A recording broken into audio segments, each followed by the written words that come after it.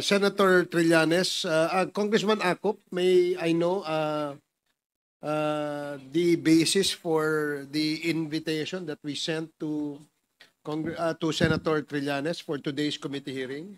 Yes, Mr. Chair. In the 13 November 2024 hearing, where former Senator Trillanes appeared,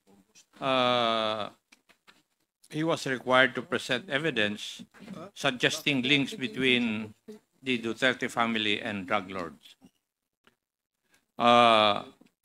He was also required to provide additional evidence related to Pidigong's alleged involvement in the drug trade,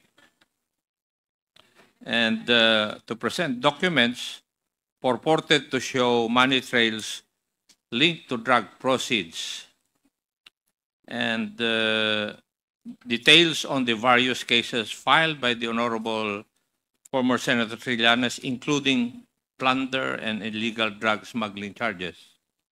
And last but not the least, Mr. Chair, bank documents linked to former President Duterte. Thank you, Mr. Chair. Thank you, Congressman Acop. I just would like to ask Senator Trillanes, how many minutes is your presentation, more or less? Mr. Chairman, I think it would last more or less an hour, isang oras po. Pero ito po, makukumpleto yung picture. Papakilala ko po yung mga players, yung mga key members ng Duterte Syndicate, Mr. Chairman, at yung kanilang mga linkages. So I think para mas maintindihan po ng mga members ng Quadcom at ng ating sambayanan. Sige po, ganito na lang po ang ating kasi you will be showing names, no? Yes. And yes, what we will probably do is maybe if a member wishes to ask question on a certain personality, we can stop for a while so that questions will be asked. And then once questions are finished, then we can proceed with the para hindi ho tayo para klaro rin ho kasi if you make a long presentation, baka ma-miss out yung ibang details that the members would like to ask. I submit, Mr. Chairman. Okay, thank you, Senator. So, Comsec, can you please assist Senator Trillanes? Yes. Mr. Chairman, ang purpose itong presentation na to is to shatter the false narrative ni Mr. Duterte na kaya siya nag-war on dahil seryoso siyang galit sa illegal na droga. But based on what I will be presenting, papakita rito na kaya siya nag-war on drugs para ma-eliminate ang competition and at the same time matakot ang iba't ibang investigative agencies para maproteksyonan niya ang kanyang sariling cartel, Mr. Chairman. So ito po, no? This is the Duterte Syndicate. Ito pong first video, kinuha ko po dito po sa interview ni Ginoong Las Cañas, doon po kay Christian Esguerra. Ano po ito? Mga 11 minutes po ito, pero diniscuss niya kung in-establish niya yung credentials niya para makikita natin kung bakit niya nalalaman yung nalalaman po niya. Paano po ba kayo na-involve sa DDS dito sa tinatawag na Davao Death Squad? How much time did you spend there? Ganito po ang istorya ng personal ko na nabuhay. Noong 1980, nag-apply ko ng police sa Davao City Police Department, mga araw. And then 1982, April 16, na-appoint ako as a patrolman sa Davao Metropolitan Police District or Metro Discom. Then by 1988, by 1988, nung na-appoint ito si Mayor. Hello, Christian? Opo, sir. Oh, I'm listening. Okay. Noong 1988, nang ma-appoint si Duterte as Vice Mayor, and then naghanap siya ng mga bodyguard. So isa ako sa na-recommend ni Denver Police Captain Ernesto Magasait na isa sa kanya mga bodyguard driver. Hanggang sa na-elect siya as mayor, kung hindi ko nagkamali, 1988, hindi nag-umpisa ang double death squad nung pinatawag kami ni Mayor Duterte. Siya pang leader noon ng Mayor's Unit. And then it was a change later into the heinous crime task force. Mga 8 kami na personnel ng heinous crime task force ang inutosan personal ni Mayor Rodrigo Roa Duterte na mag-conduct kami ng extrajudicial killings sa mga suspected shabu users and pushers using in the style of riding in tandem. And then siya mismo nagbigay sa amin ng mga motor, nagbigay sa amin ng mga 4 wheels ng mga sasakyan, armas, and then allowance. Dito talagang napasubo ang buong buhay ko. Pumatay kami ng maraming tao at tumanggap kami ng maraming pera galing mismo personal kay Mayor Rudy Duterte. Then sometimes sa kanyang bodyguard driver na si SPO4 Sunny Benaventura, and ito si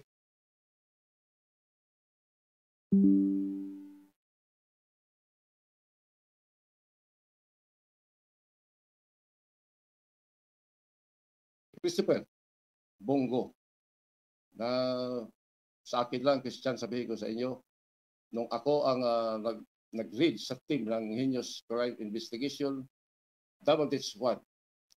Yan si Bongo, ay taga-bili ko lang yan ng Maruya. Ng Maruya? Maruya. Yung piniritong saging. Opo, paborito ko rin po yung Maruya. Yeah. So dito is talagang na linlang kami ni Duterte na ang kaniyang drug war campaign sa Davao City ay totohanan ito. Pero dapat malaman ito ng taong bayan at ang publiko.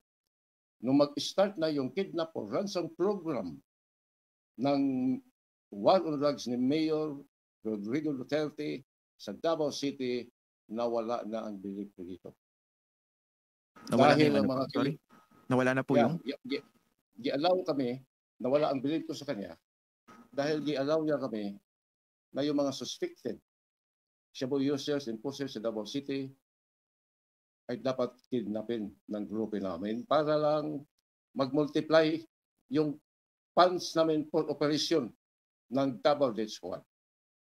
Dito, Christian, pangalanan ko kung sino itong pina-abduct ni Mayor Duterte sa Davao City hanggang ngayon, missing pa rin at naghintay ang kanilang mga pamilya at mga mahal sa buhay. Despite na nakabayad sila of millions of pesos sa alleged kidnapper na yun lang pala ang mga pulis ni Mayor Rodrigo Duterte. Isa ako dito sa nagkidnap kay Alan Yap. Nasaan na po yung Alan Yap? Nasa laboratory na po. Sorry, nasaan po? So, missing siya, patay na. And then ang pamilya nagbigay ng 5 million sa mga suspected kidnappers na hindi alam ni Mrs. Yap, nanay ni Alan Yap, na kami lang pala ang nagkidnap sa kanyang anak. In fact, ang 45 caliber ni Alan Yap nasa posisyon ngayon ni SPO4 Benvenido Laod. Another na naman na pinakidnap ni Mayor Duterte si Danny Ong.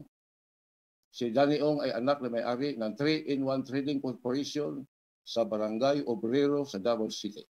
Nasuspektan si Danny Ong na involved na pag-procure ng mga chemicals for high-grade shabu. Pero hindi po ito pinaimbestigahan ni Mayor. In fact, pinakidnap si Danny Ong at nagbigay ng another 5 million sa pagkaalam ko. Dahil ang kumuha sa pera ang grupo ni SPO4 Desiderio Claribel at ako. Nilagay ang pera sa Davao Memorial Park and San Pedro Memorial Park. Hindi separate ito para mahirapan kaming mahuli. Another Okay. yung pinakidnap ni Mayor Duterte. Ito Si po Philip bang... Lam. Okay, go ahead. Sige. Si Philip Lam. Nakaribal ito sa negosyo ni Michael Yang. Si Philip Lam ay meron siyang mercantile clothing store sa Yangorin Street sa Davao City, malapit sa DCLA ni Michael Yang. Pinakidnap din ito ni Mayor Rodrigo Duterte. Ang hiningi ng mga kidnapper is, pagka-recall ko, is 20 million pero na-reduce ito to 10 million. Ang grupo na nag-kidnap, ang grupo ni SPO Paul Benvenido Laud, ako, SPO Paul Desiderio Toribel, and Police Inspector Paul Hincio Pabo. Iyan na po. Wala na akong ilagay iba. Yan po ba lahat nando sa affidavit nyo? Sa handwritten at saka dun sa computer written? Sa handwritten po. Sa handwritten. Okay, ganito. So basically, kung may mga binabanggit kayong mga pinakidnap di umano, so they could be corroborated, no? Tama po ba? Kung meron kayong sinasabing dinukot kayo, edi dapat nawawala yan. Meron police record po ba lahat yan? Lahat ito naka-record po sa mga police station at saka sa Davao City Police Office. Ang pagkidnap kay Alan Yap, ang pagkidnap kay Daniong at kay Philip Lam. Okay. Kayo mismo, ano yung personal reason nyo? May pinahapyawan na kayo kanina, no? Pero paki-explain nga po, bakit bigla kayong tumalikod after spending so much time dito sa DDS? Dahil nung nadiskubrihan ni then Police Captain Asierto, yung Davao Shabu Laboratory sa Dumoy Toril, Davao City ay lalong grabe ang pangamba ko sa suspicion ko na ito si Mayor Duterte ay hindi ito totoo na nagkampanya laban sa illegal na droga sa Davao City. Kung hindi, ito ang pinaka-lord of the drug lord sa Davao City. Bakit? Bakit ang mga mabigat na mga drug lord sa Davao City, katulad ni Michael Yang, ni Charlie Tan, si Sammy Oy, protektado niya ito lahat. Tapos, ang mga hindi allies niya, katulad ni Philip Lam, pinakidnap niya si Joey Ko, alias Joey Ko, pinakidnap niya. Missing hanggang ngayon. Yung mga suspected na mga users, enforcers sa Davao City, pangalanan ko na. Si Daniong, si Alan Yap, missing hanggang ngayon. Despite sa mga millions of pesos na nabayad sa mga kidnapper, which is the DDS. Okay. Of course, dito sa mga ganito kabigat na mga allegation, we have to ask further, no? So I hope you don't mind. So, in basic question, lahat po, how did you know all these things? Lahat po ba ito personal knowledge ninyo? And why should the public believe you? Well, based sa personal knowledge ko, dahil on 2021, nung bumalik ito si Mayor Duterte as Mayor ng Davao City, kasama-kasama niya palagi ito si Michael Yang, Sammy Uy, at si Charlie Tan. In fact, sila ang pinakamabigat na mga campaign contributor ni Mayor Duterte at that time. From 2001. And then, inutusan ako, personal, kasama si SPO por Sunny Benaventura, nabantayan namin ang katauhan ni Sammy Uy at ni Michael Yang dahil itong mga ito daw ay investor sa Davao City from China. Lalo pa yung si Michael Yang. Tapos nagtayo ng isang can-paste factory sa Dumoy Toril, Davao City, which was later discovered as Shabu Laboratory.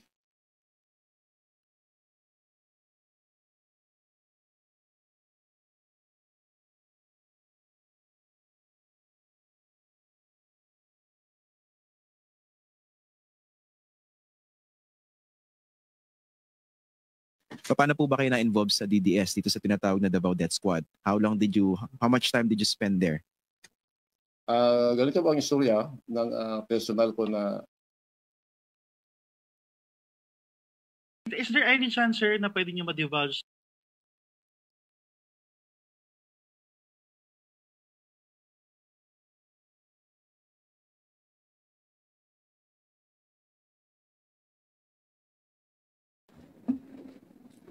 So, dun sa first video, Mr. Chairman, nakita doon yung origins ni Arturo Las Cañas, na he was there from the start, from the formation of the Davao Death Squad, that enabled him to gain the trust and confidence of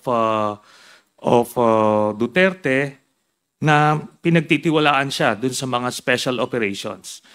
Then, dito sa next video, tungkol naman po dun sa role ni Bongo dun sa buong operation sila sa Davao Death Squad. Before we continue, Extent. before we continue, Secretary, sandali lang, it's technical. I'd just like to ask you, Senator Trillanes, yung bang pine-present mo ay, yan ba yung basis ng iyong kaso na final against the former president? Hindi po, no? Ito po yung true narrative kung ano talaga yung pakay nung war on drugs. So it was a ruse, diversion siya para hindi siya mapagkamalan ng taong bayan na meron siyang sariling drug cartel. At liliwanag yan, Mr. Chairman, dun sa mga susunod na video. Sige po. With your Okay, sige, indulgence. thank you. Sige, Secretariat, can you assist again? Involvement or possible involvement po ni Senator Bongo bilang aide po at talagang kanang kamay po ni President Duterte from the Davao Death Squad killings to the drug wars, sir? Well, si Bongo po ang nag-provide sa amin ng mga personal information data ng Land Transportation Office sa mga target personalities na pinapapatay ni Mayor Rodrigo Duterte at binababa ito kay SP Posani at kay Bongo. Para for sure na ang mga death squad katulad ng grupo namin sa Heinous Crime Investigation Section Davao Death Squad na makuha talaga namin ang target is kumukuha si Bongo ng personal identification data dito kay Mr. De Guzman ng Land Transportation Office of Davao City. Ito kompleto po sa detalye kung saan nakatira ang target, anong sasakyan ang gamit niya, at anong kulay ng sasakyan. So, matagal namin ito po ginagawa nung start ng Davao Death Squad, kaya maraming casualty. Isa dito pangalan po na binigay sa akin ni Bongo latest lang, yung pagpatay kay Christopher Yu. At meron pang isa na anak siya ng isang engineer na may-ari ng security agency sa Davao City na si Bongo rin ang nagpapatay. Nagbigay siya ng personal information data sa target na tao na ito at napatay ito ng Davao Death Squad. Yan ang papel ni Bongo at dapat malaman ito ng taong bayan. So masasabi po natin na ginagamit po ni Bongo yung influence sa Davao, and then ni Mayor, may basbas po ni Mayor, obvious po na meron pong basbas ni Mayor Duterte yun. So in other words, pag ginagamit nila yung position nila to get those information from LTO and then gamitin po sa ano? Yes, in fact, yung si E.D. De Guzman, ginawa niya ngayong regional director ng Central Luzon. Ordinary lang yan na employee ng Land Transportation Office. Kaya I have the very confidential access sa mga confidential records ng mga tao kung sino yung kumukuha ng mga lisensya at nalagay sila sa death list ni Mayor Rodrigo Duterte. Kadalasan po sa kanila, patay. Isa yun, si Mr. Opsimar. Latest yun na binigay ni Bongo sa team ko. At napatay na baril ni Medina si Mr. Opsimar dahil nasundan namin ang kanyang sasakyan at alam namin kung saan siya.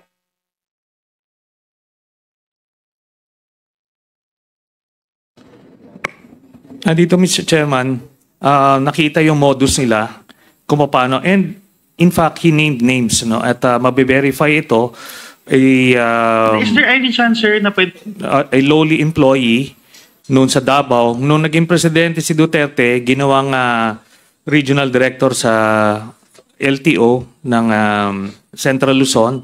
Similar dun sa mga modus yan, kina Garma, pagka meron kang pine-perform ng mga tasks, pinopromote regardless of their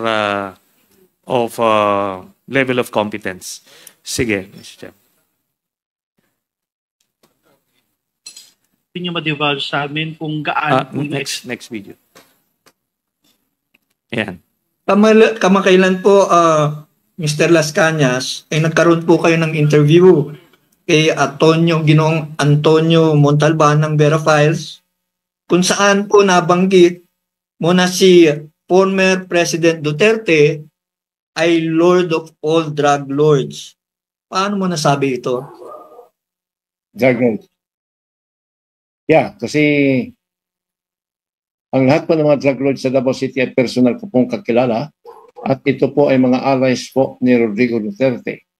Kung hindi po kayo allies ni Rodrigo Duterte, hindi kayo pwedeng magtira sa Davao City dahil talagang ipapatay niya kayo. So, hanggang ngayon, buhay pa po si Michael Yang, Charlie Tan, Sammy Oy, and Pulong Duterte. Paano so, yun po ang masasabi ko at yun ang yung ibang karibal niyang drug lords katulad ni Mayor Aldon Paruhino ay pinapapatay na niya. Solo na niya lahat. Kaya siya ang pinaka-lords of all the drug lords ng hindi lang Southern Philippines, maybe the entire Philippines. Gamit po yung mga networks nyo ng nagbibigay sa inyo ng mga impormasyon,